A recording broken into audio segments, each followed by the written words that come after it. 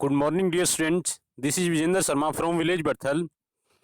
And in our previous video, we have already learned about Ohm's law and the effect of temperature on the resistance.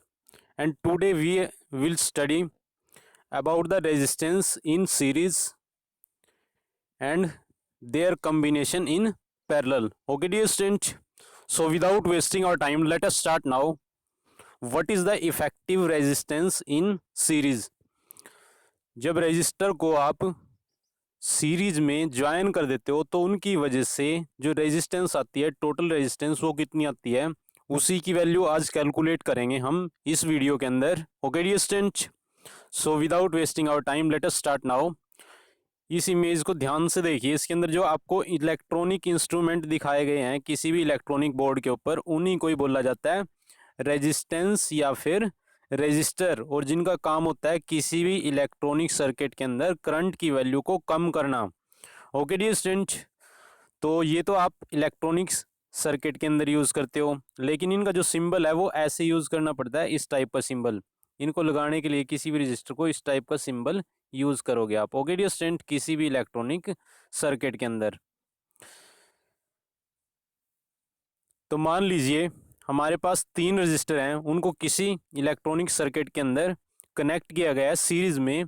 पहला register मान लेते हैं R1, दूसरा मान लेते हैं R2, तीसरा मान लेते हैं R3 resistor. Okay dear student, let us take 3 resistance that is R1, R2, R3 that are connected in series in a circuit.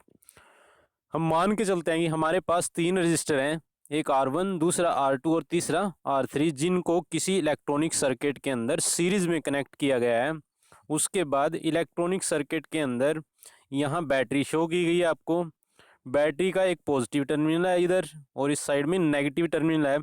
तो इसके अंदर से जो करंट फ्लो करेगा उसकी डायरेक्शन आपको एरो की फॉर्म में इधर दिखाई गई है और उसकी नोटेशन आई का यूज़ करेंगे. ओके डियर स्टूडेंट, तो जब ये करंट इसके अक्रॉस मूव करेगा R1 के अक्रॉस, तो उस टाइम इसके अक्रॉस जो पोटेंशियल डिफरेंस आएगा उसको मान लेते हैं V1. ओके डियर स्टूडेंट, उसके बाद करंट नेक्स्ट डायरेक्शन में जब यहाँ पहुँचेगा तो जो करंट है जब वो R2 के अक्रॉस फ्लो करेगा तो उसके अक्रॉस पोटेंशियल डिफरेंस मान लेते हैं V2. वैसे ही जब करंट फ्लो करेगा through resistor R3 and it's potential difference is denoted by V3. Okay dear student, उसके बाद फाइनली वो इस साइड में मूव करेगा और यहाँ आपको की दिखाई गई है क्लोज पोजीशन में, क्योंकि इसके अंदर डॉट लगाया गया. क्लोज का मतलब स्विच को ऑन किया गया, तभी इसके अंदर से करंट फ्लो कर रहा है. ओके डियर स्टूडेंट, तो आपको पता है जब भी किसी इलेक्ट्रॉनिक सर्किट के अंदर करंट फ्लो करता है तो करंट के फ्लो करने से उसके अंदर जो पोटेंशियल डिफरेंस होता है वो डायरेक्टली प्रोपोर्शनल होता है करंट के, according to Ohm's law. Okay dear student, तो उसी का यूज करेंगे इसके अंदर. According to Ohm's law V is equal to IR. Ohm's law के अकॉर्डिंग जो पोटेंशियल डिफरेंस होता है वो किसके इक्वल होता है, करंट इंटू, करंट की वैल्यू यहाँ I दिखाई गई है, into resistance R. Okay dear student, the current I flowing through the resistance in series will remains same. जो करंट है उसकी वैल्यू जब सीरीज में फ्लो करेगा वो रेजिस्टर के थ्रू, उसकी वैल्यू सेम रहेगी हर एक रेजिस्टर के थ्रू. ओके डियर स्टूडेंट, लेकिन जो पोटेंशियल डिफरेंस है उसकी वैल्यू चेंज हो जाएगी. पहले रजिस्टर के थ्रू V1, दूसरे के V2 और तीसरे के V3. Okay dear student, across each resistor will be different. Okay dear student,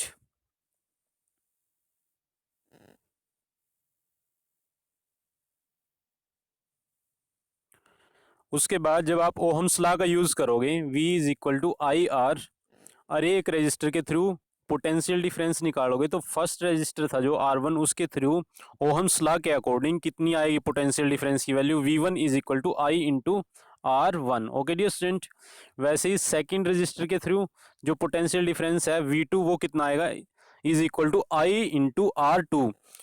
third resistor के थ्रू जो पोटेंशियल डिफरेंस की वैल्यू आएगी V3 की वैल्यू वो कितनी आएगी, V3 is equal to I into R3. Okay dear student, उसके बाद जो नेट पोटेंशियल डिफरेंस है, टोटल पोटेंशियल डिफरेंस, वो किसके इक्वल आएगा, बैटरी से जो पोटेंशियल निकली थी वो किसके इक्वल आएगा, V is equal to V1 plus V2 plus V3. Okay dear student, उसके बाद आप V1 की वैल्यू V2 की वैल्यू और V3 की वैल्यू इस इक्वेशन के अंदर पुट करोगे तो आपके पास जो कैपिटल V है उसकी वैल्यू कितनी बनेगी, V1 की वैल्यू पुट करने के बाद I इंटू R1 और V2 की वैल्यू पुट करने के बाद I इंटू R2, V3 की वैल्यू पुट करने के बाद I इंटू R3। तो टोटल पोटेंशियल डिफरेंस V की वैल्यू बचेगी आपके पास V is equal to I R1 plus I R2 plus I R3। Okay dear student, अब जो राइट साइड है उसमें I कॉमन है, जब आप I कॉमन ले लोगे और लेफ्ट साइड में V की वैल्यू पुट करोगे, यहाँ से V is equal to I R के है, लेफ्ट साइड में V की वैल्यू पुट कर देते हैं I इंटू R, और राइट साइड में तीनों क्वांटिटीज के अंदर जो तीनों टर्म है इसमें I कॉमन है, I कॉमन ले लेते हैं, अंदर क्या बचेगा आपके पास R1 plus R2 plus R3। Okay dear student, उसके बाद कॉमन लेने के बाद I से I कैंसिल, तो आपके पास जो R की वैल्यू बचेगी R1 plus R2 plus R3 के इक्वल आएगी, और जो ये R की वैल्यू है जो बची है इसके अंदर उसी को ही बोला जाता है effective resistance. Okay dear student, इसी को ही बोला जाता है इफेक्टिव रेजिस्टेंस इन सीरीज। कई बुक्स के अंदर इसको RS से भी डिनोट करेंगे, RS का मतलब है resistance in series. Okay dear student, which is equal to R1 plus R2 plus R3। Okay dear student, तो इससे क्या निष्कर्ष निकलता है, thus we conclude that effective resistance of the several resistors joined in series is equal to the sum of individual resistances। जब आप कई resistor को आपस में सीरीज में ज्वाइन कर देते हो तो जो अलग अलग रेजिस्टर की रेजिस्टेंस होती है उनके सम के इक्वल होती है नेट रेजिस्टेंस या फिर effective resistance. Okay dear student,